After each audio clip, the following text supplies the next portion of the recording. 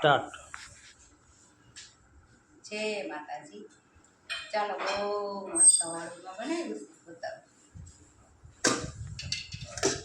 આ મસ્ત તુરિયાનું બટેકાનું શાક બનાવ્યું છે, વરાળિયા બટેકા. અને આ સરસ કારેલાનું શાક, ચણા લોટની આટી અને સરસ ખીચડી બનાવી છે વરામાં હોય ને.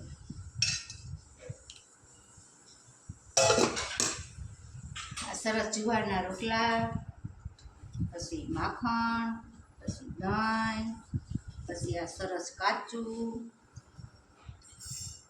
અને આ સરસ ખાટી મીઠી છાશ, અને આટલી મસ્તી માંડવી શેકી ખાવ તો બહુ મસ્ત વાળુમાં બનાવ્યું છે.